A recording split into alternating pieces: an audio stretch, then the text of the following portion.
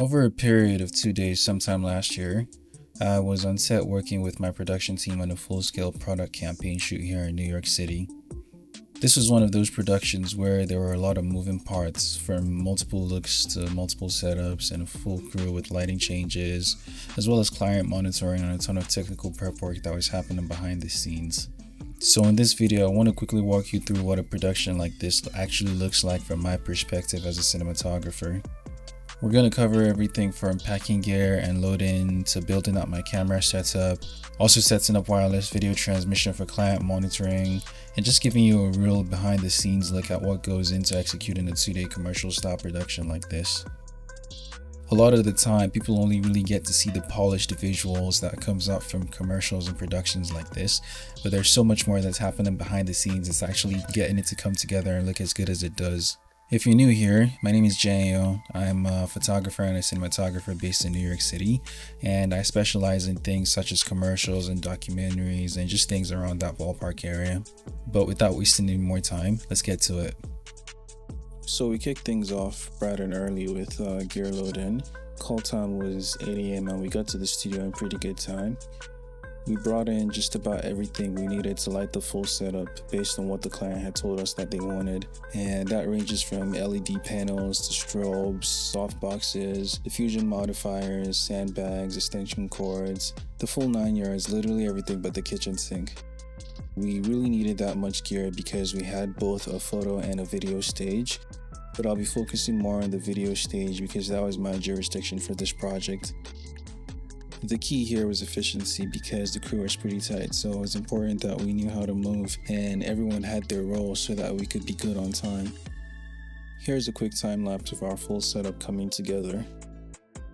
We rigged up the main lighting zone, which was for the hero shots where the models were going to be, and they would pretty much walk in and do a couple of different poses from different angles and just show off the wigs that they were wearing.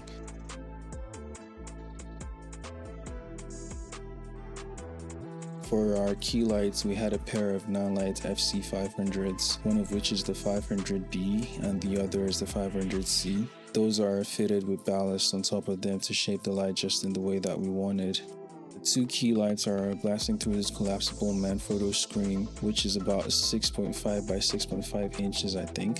It's fitted with this white diffusion sheet that gives us nice spread out lights, which is really soft and it appears very evenly across the face of the subjects, which is exactly what we were going for. To light up the backdrop evenly, there's two more Nanlite Forza 300Bs on either side of the backdrop towards the back, and those are fitted with smaller ballasts with barn doors that let us direct the lights onto the backdrop, and that helps us get a really nice even spread of light just across the whole thing.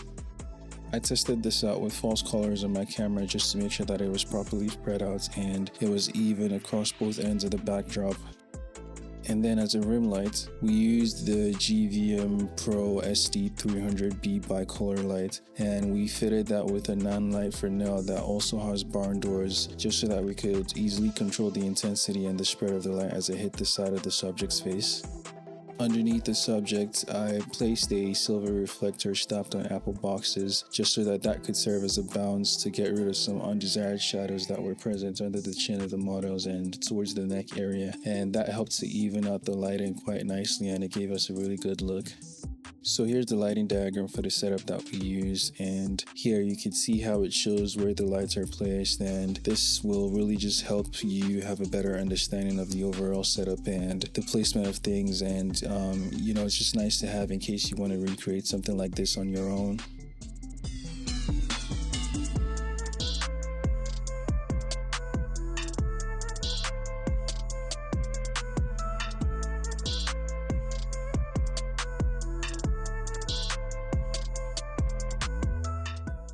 For my camera setup, I built out a full production rig around the Sony A7R IV.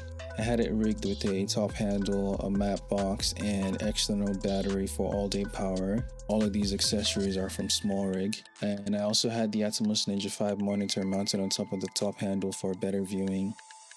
The camera is paired with the Tamron 70 to 180mm lens. This was perfect for this specific job because we were dealing with like several lengths of wigs, and I really wanted to have that wide range of focal length just to give me enough coverage for both tight and wide shots.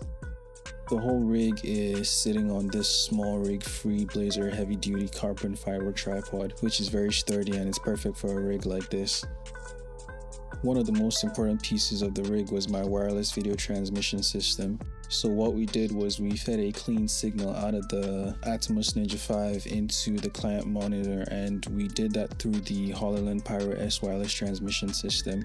And what that enabled us to do was give the creative director and the client a real-time view of what we're capturing. That really helped keep the feedback loop tight and made on-the-fly adjustments really easy. Obviously, this could use a bit of an upgrade because that's a really tiny screen. But we're constantly learning as we go along, and we're adding more gear to our arsenal, and that's going to come in the future. Both days were really just about the hero content. We had models rotating in and out, each one of them showing us a different wig from the new collection. Our goal was to really get a clean range of shots which were all fixed, which is why I was shooting on sticks for this. So we had to get tight beauty frames, we had to get mid shots with movement, and then we also had to get wider shots of both put together. Thankfully, the Her team was working hand in hand with us, and they were adjusting things like volume, redirecting the curls, flipping parts, and this was happening all on the fly. And our job was really just to capture it in the most flattering way possible. It's also a really good thing that the models were really professional and easy to work with, especially with the creative director and sets. They didn't need too much directing, which was really helpful for getting the whole thing to come together seamlessly.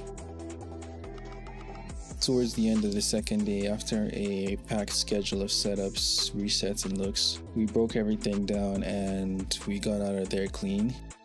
At this point, I'm really just turning off all the lights and putting everything back together in the cases that they belong so that we could get them back down to the van and we could have them safely transported back to the studio. I always really enjoy documenting projects like this because it shows you a side of filmmaking that most people don't get to see. There's so much more that goes into these productions that's beyond just standing behind the camera and hitting the record button. Planning, there's communication, there's logistics, problem solving even, and just working to make sure all these different pieces come together as seamlessly as possible. Anyways, if you've enjoyed this breakdown and you want to see more videos like this where I talk through some of the projects that I work on, then consider subscribing and stick around for some of the things that are to come, because I'm going to be doing a couple more of these as the year goes on. And also, if you have a project like this or anything at all in mind that you want to bring to life, whether it ranges from commercial work or documentaries or anything in general, just feel free to reach out and I would be more than happy to connect with you. See you in the next one. Peace.